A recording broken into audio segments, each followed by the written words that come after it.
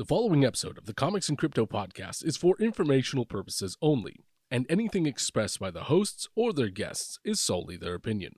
This podcast does not constitute financial advice, and anyone wishing to invest should seek their own independent financial or professional help.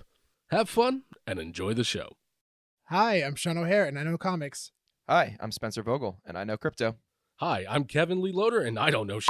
This is the Comics and Crypto podcast. Comics and crypto, crypto and comics, collectors world in a digital age. Comics and crypto, crypto and comics is where the next billionaires will be made. It's comics and crypto.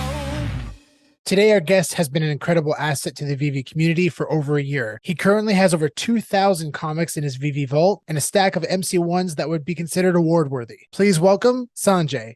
Sanjay, hey, thanks so much for joining us today. Hey, Sanjay. Hi, Sean. Hey, Spencer. It's good to meet both of you, and it's just really an honor to be here. Oh, thanks. Thanks for joining us. Yeah, huge fan of the show. I watch, you guys' YouTube channel quite extensively, and just really love the content. It's always on point, and this it's very structured too, so it's very easy to follow along. I love it, man. So I hope you guys keep that running, and thanks for having me again. How red am I turning right now? I'm really excited about today, especially focusing on Marvel Comics 1. Today's the anniversary of the comic being released in 1939. Very excited to talk a little bit about the history of the comic and talk about where it's at right now and where it could potentially go. Yeah, this comic obviously just struck my fancy about a year back. I didn't know much about this comic. Probably like the vast majority of people. And I've just been enamored by this comic. Something about it just enamors me. And we can obviously dive into that a little bit as you go on. So when did you get started with VeVe? Maybe we'll do a little backstory on that. Yeah, so I came into VeVe specifically for Marvel Comics 1. I was more into stocks. I was looking at a range of different types of stocks that potentially had exposure to NFTs. And I saw this article that said Marvel is doing its first comic on an app called VeVe. It's fully readable. It's an NFT. So that got me curious. I'm very curious. So I kind of downloaded this app VeVe and I went through it. Funnily enough, my first collectible was actually the Uncommon Spider-Man. So August 24th or 25th, it might have been. Not the drop, just bought it. And then after that, I got into the Marvel Comics 1 and I bought them. My focus was more Marvel Comics 1. I started with one of them. I think I bought it for like 8 gems, and I bought some for 10, 12 gems. Never thought how big my collection would be. I thought I'd get a few. So I picked up a couple of commons, uncommons. I got a secret rare. I bought one pretty much, I think within the first 2 days, it was $3,000. To me, it was sort of more like an investment kind of thing. I was like, I have some art on my walls at home. Some of them are a little expensive, but nothing, over the top kind of expensive. So $3,000 was a lot of money for, a digital comic at that. Yeah. But I said, look, I'm going to do it. And the next day I opened the app and it said 4,500 was the floor price. The next day was 6,000. That was 10,000. And then somebody listed another secret rare, 1032. My first one was about 56,000 mint. And this one, I was like, oh my God. $10,000 doesn't seem like a lot of money given that how fast it's moving. Yeah. So anyways, I bought it. Wow. And then I've collected about 485 Marvel Comics 1 now. Probably bought about 500 almost, but I've given away a whole bunch over the last year in the community and other places. My brother, some other friends, get them excited, right? But anyway, so that was my journey. I've obviously since then I picked up almost every secret rare except for a few of them. ASM252 obviously is a very, very expensive secret rare, which I don't have. It's an elusive one. Oh yeah. Yeah, elusive one and a couple others, but by and large I have them. Just hooked onto VeVe. I love the app. David Yu's imagination. When I kind of found out a little bit more about his background, I didn't even know about Alcon and all that stuff. Just got very excited, got into it, but Marvel Comics 1 was the start. It's probably about 20% of my collection is Marvel Comics 1. Are you a physical collector as well? No, I was not a physical comic collector, but now I am. but used to collect other stuff before that. So Nice. VeVe turned you into a collector. VeVe turned me into a comic collector, and yeah, for the most part, and then a couple other art pieces as well. I have to say, man, your foresight on Marvel Comics 1 was very impressive. It was Oh, very thank you. I impressive. mean, yeah, my background is really, I've worked in banking for a long time, but I switched over to the tech side. I worked at Amazon, or I was general manager of the card business there. And that was sort of my second MBA. It was Amazon, where I was very enamored by Jeff and his business ethos and management philosophy. And his, first leadership principle is customer obsession. The second one is think big. There's about 14 of them. I don't know if they've increased the list now or not. But that think big for me was very important. Very, I would always look at a range of different types of things out there and see, which of these is something that's new and could be very big. And I jump into it, and I'm not scared. I'm I'll do my homework and research, but I will go big when I find that at least I believe I have conviction. And as a leader, if you get more decisions right than wrong, it pays off, right? yeah, that's for sure. Exactly. Anyway, so time will tell how this does. I mean, my horizon on this is I didn't sell it when the common was $1,000 and the secret rare was 100,000. So, I've got a very, very long-term horizon on this, and I've got a sort of a big price range that I can work through as well without kind of, getting nervous or anything like that. To me, I have a lot of conviction in this comic, a lot of conviction. Yeah, We we talk do a as little bit well. more about Yeah, it. we also have the very, very long-term conviction as well. Oh yeah, I've seen you guys. I've heard you guys chat a little bit about it. Mhm. But yeah, just in terms of my other stuff, I used to collect before this. I think that was sort of primarily your questions around that. Not comics, but I do have a watch collection, Nice. which is probably over the last 15-ish years, more after I started working, had some money. But before that, I inherited a stamp collection from the 20s and 30s and 40s. My grandmother's brother was a diplomat, so he had all these stamps, and he was a collector. Cool. He gifted me some part of his collection. I also have a tie collection from the 20s and 30s and 40s and 50s. Same guy. He did give me a box of LPs, which I just left, and they got mildewed, and somebody threw it out. Oh no. Which I don't even know what that thing was worth. Don't think about but it. Sometimes, who knew, man? You had to use white gloves and store them in bright places and stuff, right? When you're a kid. But that also tells you the importance of collecting it smart and being influenced by the right kind of people. But yeah, I'm not as much of a collector. I've bought a few art pieces over the years. I love art as well. Wine collector, collect a lot of wine for the last 20 years. But comics now, I go into the comic store. I have the Marvel comics, the unlimited MCU thing. I have the Key Nice. Collector app. I have subscriptions to both, and I go to the comic store once a week, and I have a little budget now because I realize it's very, very easy to get carried away there. Oh, that's Yeah. awesome. Oh, this is so old. Oh my God, this is the first time. Oh, I've seen this on VeVe. And when you're like not into comics in the past, and suddenly you start getting into it, it's quite. So the last, I would say, 2 months, I've gotten more into the physical comic. I have a few slabs. But I get most of the newer comics. It's more like collecting for the future. A few older ones, but not a Dan Chaubel-like collection. Yeah. Or a David Yu or any of those guys. There's like a Yeah, you keep going to that rate though. Yeah, you'll be there soon. I don't know. We'll see. But anyway, that's a little bit about my collecting and how it ties to comic collecting. Awesome. So we recently did a recent AMA with you where we learned that you have some pretty insightful information about the backstory of MC1's release in 1939. So I was wondering if you could share that again with us here today. Yeah, absolutely. Happy to share that with you as well. So Marvel Comics 1 came out in 1939, August 31st. It was this day, a big day, very important day.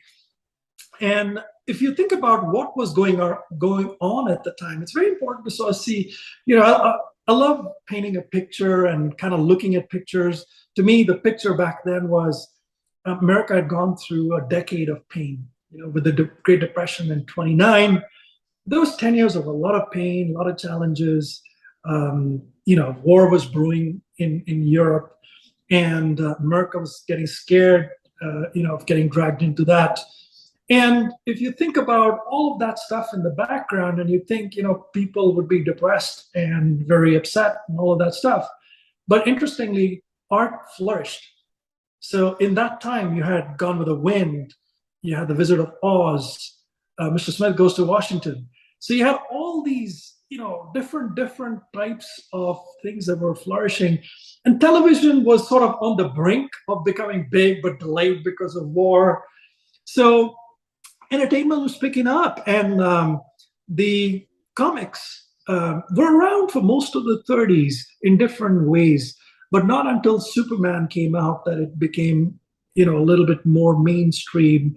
And then for Marvel, this was sort of their first entry into it. It was Marvel Comics #1. We'll talk a little bit about that story here, but just in terms of the background, that was sort of what was going on in the background. So Martin Goodman is the guy who was behind what was called Timely Comics, and he had another company, Red Dot, I think, was sort of the company. They were doing some stuff ahead. Back in the day, the approach was they would buy stories that were already run and reprint them and stuff. So they were getting sued, not just Red Dot, but a whole bunch of these publishers were all getting sued for a range of different things. But anyway, the long and short of it is he started Timely Comics, which was sort of, if you think about the precursor to comics, there were Westerns, which were more like magazines on the one side. And on the other hand, there were these sort of comic strips, not really comic books. They were called funnies. And these funnies were getting very popular. So the comic books as we know them originated as sort of a hybrid between the two. And the guys who did the Western kind of things got paid more money. The funny guys were the funnies guys were the cheaper paid guys. But anyway, so these guys were all about how you kind of build that together. But Martin Goodman started Timely, and he had this superheroes. Superheroes were a big deal. And after seeing Superman, he wanted to come up with his own superheroes. So he, when you think about the artists like Bill Everett and Carl Burgos and these guys, he gave them this task of thinking it through. And so they basically, when they were starting to think through some of the different stories, they said they wanted one with fire and one with water. That's how basic.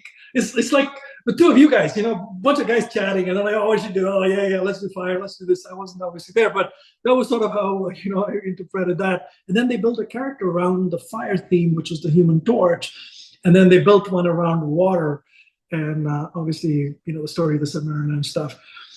But that was, that's a little bit about, and the word Marvel, by the way, was not the first time it was used was not on Marvel Comics. It was actually, there was Marvel Science Stories, which was part of his previous publication.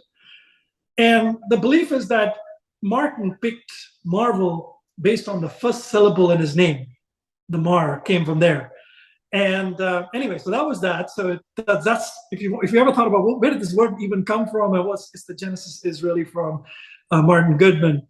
And the story of Marvel Comics 1 by itself. So I've sort of painted a little bit of a picture, but if you think about the story of Marvel Comics 1, Martin wanted to do a very good job with this first comic. So he placed an order for this comic, and the way it was done back then was they would do about 75,000 or 80,000 in New York and the East Coast kind of thing, see how it goes, and then if it's successful, then they go print like 800,000 or 750,000 or whatever it is. And for the West Coast, and that is sort of lagged by sometimes a certain period of time. So he placed this order, and he had the vision of this Human Torch, just this bright Human Torch on the cover. And covers were a big deal. Covers are a very big deal now, but it started back then. Like even in the first comic, he wanted an amazing cover. And full color offset was kind of relatively new back then. And he, this is something that he wanted to get done. So he paid extra for it. So they brought a copy of Marvel Comics 1. There's a runner, when they kind of do the print, the first couple of copies, there's a runner who kind of comes to your doorstep with the thing is still more hot. That's where the word hot off the press comes from, right? So anyway, so he sees the cover, not too thrilled. He opens it and he's just in complete shock. The Human Torch color inside the magazine was different than the outside, and it was smudged. And he thought, oh my God, the kids are going to throw this away. It's poor quality. So he actually called and canceled the comic. Obviously, the 80,000 that was part of the order was placed would come anyway, but he ordered a cancellation on it. But he's a business guy. It was his first comic, so he started. His background was in magazine distribution, so he was working in the distribution stuff. To his shock, it sold out within a week. Sold out, completely sold out. And the scene at the time was literally when he was making this decision. It was Germany had ordered its steamers to come back, leave the passengers in America and come back. And there was a lot of tension and chaos. And the guy looks across the street and then he sees his comics gone. So then he calls back and he says, "Okay, I'll take another 750,000. I placed an order for another 750,000 of these, and that gets distributed. That gets sold out too." So anyway, so that was sort of the genesis of all of this. And if you think about it, all the other things that came much later, whether it was the Fantastic Four, all of that may not even happen, man, if this thing had gotten canceled and he'd gone back into doing something else, publishing Westerns or doing funnies or something else. But anyway, let me pause there. That's a little bit of the story and the background of Marvel Comics 1.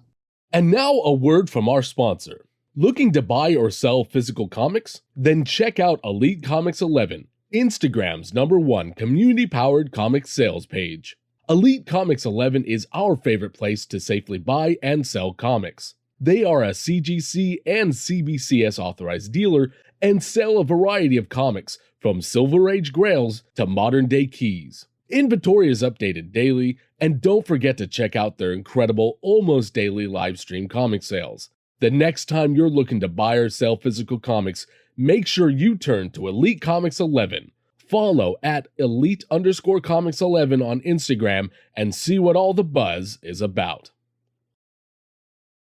It's incredible that with like 750,000, 800,000 editions that were originally printed, we only have, what is it now, 56 now on the CGC census? I don't know the number, but it's less than 70 for sure. 65. And 65? 65, yeah, something like that, yeah. And then there's Insane. hardly one that comes up for sale every now and then. And this, I think it just comes down to, I think you guys should maybe talk about the popularity versus the scarcity thing, right? I learned that from you guys. So popularity and scarcity, we really believe that, for the comic itself or just collectibles in general, scarcity is important, but if there's no demand, then it's really irrelevant, right? I mean, there definitely are some comics that are very scarce, but they're not as valuable as some other comics that have way higher total editions. Like, for example, AF-15 has 3,600 plus editions on the CGC census, right? And that's in its highest grade, it's worth $3.6 million was the last sale as a 9.6. Yeah. There are some other comics that have only 300, 400 total editions on the CGC census, and in their highest grade, they're worth about $10,000. But that's because of supply and demand and scarcity versus popularity. I think a good combination of both is good. But man, Marvel Comics 1 is one of those examples, and this comic is becoming incredibly popular because of the pop culture that VeVe's brought to this comic specifically. So true. I mean, if you think about Marvel Comics 1, I mean, most people haven't heard of it, don't know about it. Everybody knows about Spider-Man. Everybody knows about Superman. Everybody knows about the Fantastic Four. When I say everybody, it's like almost everybody, right? You'd be surprised if somebody says they don't know who Spider-Man is. It's just part of our DNA as we grow up. Marvel Comics 1, Human Torch, not so much. So, it's not one of those popular comics that's out there, but it has the tag of #1. Popularity may change in the future. Who knows? 20 years from now, probably will still be Spider-Man, but that could change, man. Like, I mean, there's in a foreseeable future, it's possible. It could change, but number one is always number one. And it's also very scarce. I mean, if you think about the number of people that have Marvel Comics 1, I think David Yu has one. I've heard he has one. I haven't seen it. I'd love to see it sometime. Would be, if he ever watches this this specific episode, it'd be great if he, whips it out in his next kind of video, whatever, put it out there. That one I'd love to see. Amazing Fantasy 15 is obviously super popular, but there's 4 people in VeVe that have it that I know of. Maybe there's more, and you can buy it on eBay tomorrow. But it's expensive, but it's not out of reach, right? Yeah. And that's the thing about MC1 is it has tremendous historical value. But even then, people kind of are now they're looking at, well, there's only 10,000 total editions for A15. How's that going to affect FF1 or MC1? Yeah. I mean, honestly, it really doesn't. For MC1 specifically, it's literally impossible to get in physical format. There's only 65 copies on the CGC census, and potentially even less than 100 in existence. So the only way to really get it is through VeVe. That being said, I also believe that we're going to have burning mechanisms in the future. So there's possibilities where people own a lot of commons. Sanjay, have an opportunity to do burning action. So I'd love to light up a dumpster fire with other people's stuff, not my own, right? but I just need to understand a little better before I just value it a lot. I can see myself giving away 1/3 of my collection in my lifetime for different causes, for different people at different points in time. And I can see, the other 2/3 of it either, sort of being passed on to the next generation within my family, or preserved in some format. I don't know where it is. Mm-hmm. Maybe I have this metaverse place where it's a perpetual museum where I leave it for other people to enjoy, where nobody owns it. Yeah, definitely. I don't know. I haven't thought about it, but so to me that's important, and I don't think I'm done at 485. I'll probably just keep buying over my lifetime. So I love collecting. I collect other stuff too, but I'll have a bigger collection. We're in a dip right now, and then there's going to be a dippity dip, and then dippity dip. So you got to. I bought every one of those dips and the dippity dips. It's the most recent one. That's because, there's a finite amount I can get away without my wife finding out. It's a good thing she doesn't watch your channel. Or maybe she'll understand what she does. Oh yeah, maybe she's letting me get away with it, right? But I'd say a couple of things. I've read the comic several times, and when I read the comic, so there's more to this comic than just being the first and the scarcity and all that good stuff. When you read the comic, you realize how this comic has influenced the rest of Marvel in the years and decades to come. Maybe a good point to sort of share with you a little bit about what happened after that from a history standpoint. It was obviously the golden age where everything was going great in the beginning. But after the war finished, superheroes were not as much in vogue anymore. So a lot of these comic publishers had a lot of challenges for a while, not until 1960s, where DC was dusting off their superheroes, and Marvel basically, it was Timely Comics. They basically said they want to dust off the heroes as well, and Fantastic Four was the first one. By the way, another just a piece that I missed for you guys, and maybe becomes relevant as we start going to Silver Age, was Martin Goodman hired his wife's relative to join the company. He was a young kid out of school, and that kid was Stan Lee. So Stan came in the 40s. His first work was Captain America #3. I think he may have done he was around when Captain America 1 was done, but he was not the main guy. Captain America 3 was his work. And in 1961, when they were working on Fantastic Four, Martin Goodman had asked Stan Lee to kind of develop this, and Stan initial thought process was that they would dust off the superheroes they have, with the Human Torch and stuff. But this is where Stan Lee's genius comes out, right? So the guy basically said he wanted to do something a little different. He would gain, he would get the inspiration from a lot of the work that was done. And that's how the Fantastic Four came about. And then from there, it just, things evolved. You had Spider-Man after that, amazing, so the Spider-Man thing. Then you had the Avengers and a lot of others that came along after that. But to me, that's fascinating. That was the Silver Age. Suddenly comics became cool again. Suddenly superheroes became very, very cool again. I've heard, I don't know for sure, I've heard that, comics have gone through their ups and downs since then. But you got to believe now they're on fire, man. It's just, so many different superheroes. Yeah. The 70s and 80s were a bit rough. But the MCU especially really kickstarted. I mean, as far as investments, but the comics themselves are doing incredibly well. I mean, we're still seeing massive sales for individual comic books, even outside of Marvel. We're seeing huge sales. So I think physical comic books are going to be around for quite some time. Yeah. And new releases are still coming out too. Doing very, very well. Yeah. If you think about, just bringing it back to Marvel Comics 1, its influence, obviously, the Human Torch influenced a lot of stuff. If you look at the other, strip in there, there's the Submariner.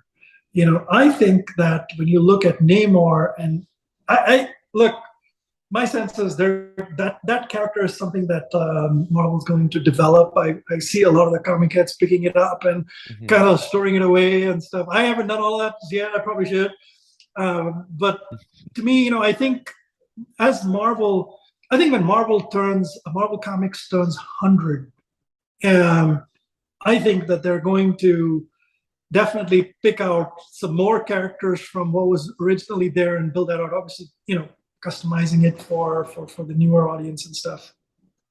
His character looks amazing in the Wakanda Forever trailer. I remember seeing it at Comic-Con. Now I just I broke down a little bit. I got really emotional. It was one of the best trailers I've ever seen. I was very excited for that character for a long time to come to the MCU, and sure enough, man, some of us have also been inspired by Atlantis and all this other stuff, right? Like there's all this, like when Earth blows up, maybe it's safe under the water and stuff, right? Like maybe we develop webs and man. Like, I don't know. I'm fascinated by that concept. I want that concept developed more. I wish they'll do more with it, but we'll see.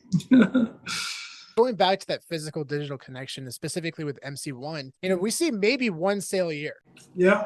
Maybe. If that. If that. It's pretty wild. I mean, there could be a future next 50, 100 years, 200 years that there may never be any more physical comics of that comic, and the only ones that exist are on VeVe or on the Ethereum blockchain, which is incredible. Do you believe that this level of physical scarcity will potentially help create more value to the digital counterparts over time? My belief is yes, because I think we're seeing that now in just across a broad range of digital asset classes, and not just with NFTs, where the physical and the digital are driving demand for each other. Some people go into the digital first, and then they're seeing the value of digital to physical and physical to digital. If you think about the value of digital specifically, more so than the physical for now, people that have these slabs can't read them, right? They go into Marvel Comics Unlimited to read them, but then there's no sense of ownership. And at least I believe our generation has ownership. I don't know about the next generation, how they evolve. Everything's an Airbnb and like Uber and Lyft and whatever. But to us, at least our generation, I believe ownership is important. And you can read it anywhere. Your comics don't degrade. Look at the value of that. Yeah. Like I sit in the pool, man. I have a pool. I sit in the pool and I AR my comic in the pool and I read it. Come on, my digital comic is waterproof. I mean, unfortunately, I have an Apple phone and it'll stink. I could, that's such a great. Maybe point. I could name more the damn thing on the bottom of the pool or something. And read it. How cool is that? So it's amazing. Those kind of things. Yeah, right. And on top of that, I mean, just the the opportunity of owning these, having true ownership, but also accessibility, sending these instantly around the world to anyone. That's incredible. I've spoken this before, but I have friends in certain parts of the world that have very corrupt mailing systems, and I can't send them physical collectibles because of it. But now I can through VeVe, and they're big fans. It's really fun. Well, think about it this way: if you've got, I probably have about 200, 250 comics, just starting very early. But there's people who have like thousands and thousands of them. When you go on a business trip, how many of those can you take? When you go on a holiday, how many of them can you take? When you go to a restaurant, how many of them can you take? When you're sitting around somewhere killing an hour at the airport, how many of them would you take with you on a plane? Like, this is something that you can whip out and read, and it's interactive, and you have the ability to zoom in and go into a panel and all that other stuff too. So those elements of this comic, they're not destroyable and this, that, and the other, at least to the best of my knowledge, unless you burn it. But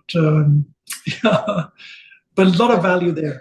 But even then, that kind of brings us back full circle to the demand aspect, right? Especially if they're able to create some type of system where you can change the languages on the covers or inside the comic itself. I mean, this will create worldwide adoption. I know there could be some problems with the design aspect, but if they're able to figure it out, that could be a huge bridge for the rest of the world. I think that's the next evolution, right?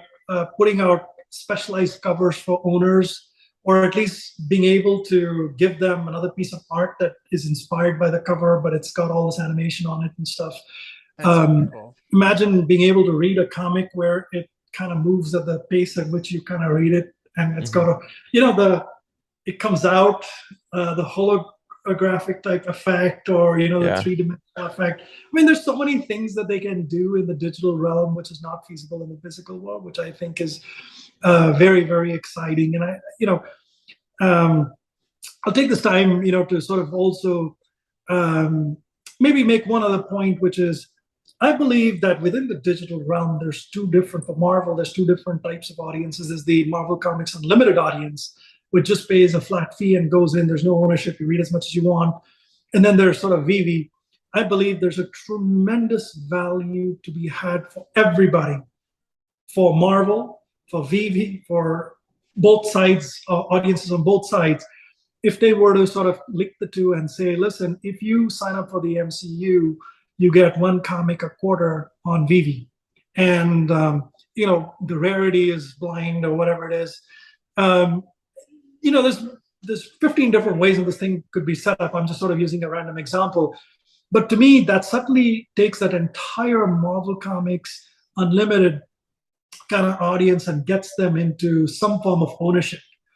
Basically, even if they get it as part of the subscription at a low fee or a no fee, or some of them no fee and some of them low fee, or whatever it is, every time they sell, there's money for Marvel. And it just creates this penetration on both sides, which is incredible. You'll find a lot more VeVe people going into Marvel Comics Unlimited to get just those four. And you'll find a lot of Marvel Comics Unlimited people going into VeVe. And that cross-pollination brings those two digital audiences, because that audience is already digital in nature, right? Yeah. So I believe that that's a tremendous opportunity that sits ahead of us, and hopefully, the guys test it, experiment with it, play with it, even if they kind of, it takes a while to kind of do it. Yeah. So Marvel, if you're listeing right now, you know what to do. Great idea. That's a great idea. Hey, I'm happy to design a good idea. You guys. Free of cost, man. Free of cost. There it is. I work in private equity, so I do a lot of work for private equity. I'm looking at different types of companies and stuff. So I have a little bit of time, and I'm more than happy to help out. Nice. There's a big debate about, with a lot of physical collectors, why would I buy anything on VeVe if I can just use it and go to Marvel Unlimited? But that also kind of helps market that aspect, right? Of true ownership. That you can own the wait till you get Wait till you get an owned copy with a nice mint number, a secret rare that's sitting at like 500 gems in the market, and then you're like, oh, maybe this looks good. Exactly. Maybe it ain't so bad. Sanjay, it was so good to have you on today, man. It was so much fun talking to you about this comic, and it's a special anniversary. Yeah, pleasure speaking with both of you. It's also an honor here. Thank you very much. And obviously, if I can be of any help at any time, don't hesitate to reach out to. Keep it rocking, guys. That's awesome. Awesome. Everyone, make sure to follow Sanjay on Twitter. We'll make sure to include his link in the details below. And we will see you on the next one.